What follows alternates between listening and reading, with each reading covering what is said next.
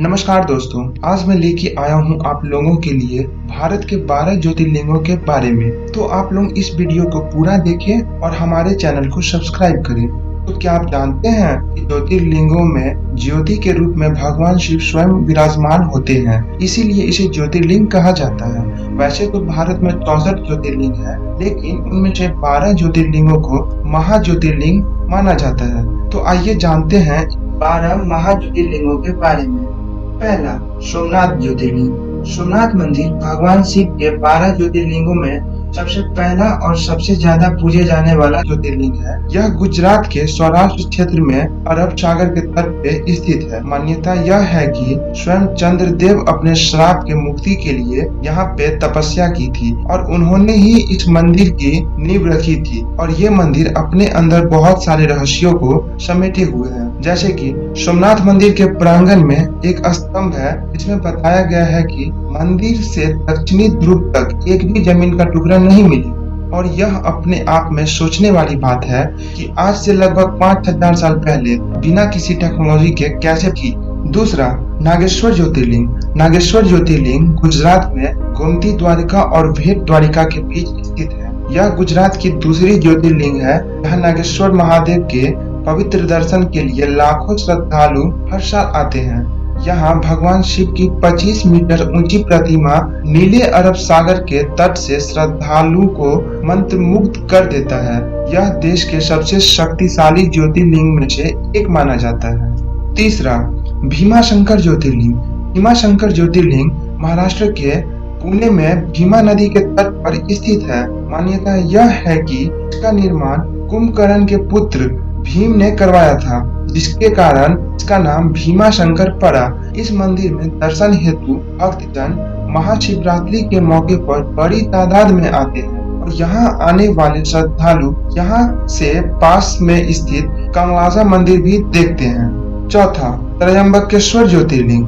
यह ज्योतिर्लिंग महाराष्ट्र के नासिक में ब्रह्मागिरी पर्वत के पास स्थित है। यह स्थान गोदावरी नदी के उद्गम स्थल भी माना जाता है। मान्यता यह है कि यहाँ गोदावरी नदी और गौतम ऋषि भगवान शिव से यहाँ निवास करने के लिए प्रार्थना की थी, जिसके कारण भगवान शिव स्वयं त्रयंबकेश्वर के रूप में प्रकट हुए। पांचवा, घृष्णेश्वर ज्योतिर्लिंग। यह ज्योतिर्लिंग महाराष्ट्र के संभाजी नगर में अजंता और एलोरा के गुफाओं के पास स्थित है। इस मंदिर का निर्माण अहिल्याबाई होलकर के द्वारा करवाया गया था। इस मंदिर में लाल चट्टानों पर भगवान विष्णु के 10 अवतारों की मूर्तियां बनाई गई हैं, जो कि देखने से सभी मंत्र मुग्ध हो जाते हैं। छठा, वैद्यनाथ ज्योतिर्लिंग। यह ज्योतिर्लिंग झारखंड के देवघर में स्थित है। मान्यता यह है कि स्वयं रावण ने वर्षों तक भगवान शिव की तपस्या की, जिससे उसने शिव को लंका आने को निमंत्रण दिया, जिससे भगवान ने उसको अपना स्वरूप शिवलिंग उसे दिया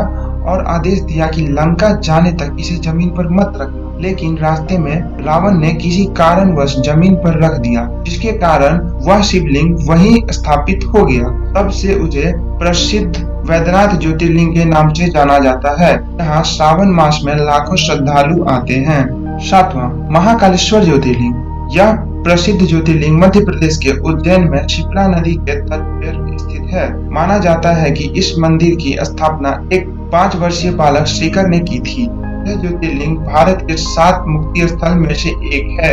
आठवां, ओमकारेश्वर ज्योतिर्लिंग। यह ज्योतिर्लिंग मध्य प्रदेश के खंडवा में नर्मदा नदी पर शिवपुरी नामक द्वीप पर स्थित है और इसका अनुवाद ओम ध्वनि के भगवान के रूप में किया जाता है। इसकी मान्यता यह है कि एक बार देवता और दानव के बीच युद्ध हो गया था, जिसमें देवताओं ने अपने जीत के लिए भगवान शिव की प्रार्थना की थी और भगवान शिव उनकी प्रार्थना से खुश होकर ओमकारेश्वर के रूप में प्रकट हुए और देवताओं को युद्ध में जीत दिलवाने में मदद की थी, क्योंकि अच्छाई और झूठ के सामने सच्चाई और सत्य हमेशा जीतते आया है। नौवां, काशी विश्वनाथ ज्योतिर्लिंग। यह ज्योतिर्लिंग हिंदुओं के लिए एक महत्वपूर्ण धार्मिक स्थान है। यह उत्तर प्रदेश के वाराणसी में है। इसे काशी भी कहा जाता है। यह मंदिर पवित्र नदी गंगा के पश्चिम तट पर स्थित है। यहाँ माना जाता है कि भगवान शिव ने यहाँ निवास किया और सभी को मुक्ति और खुशी प्रदान की थी। यहाँ जीवन और मृत्यु अस्तित्व के चक्र में एक साथ आते हैं।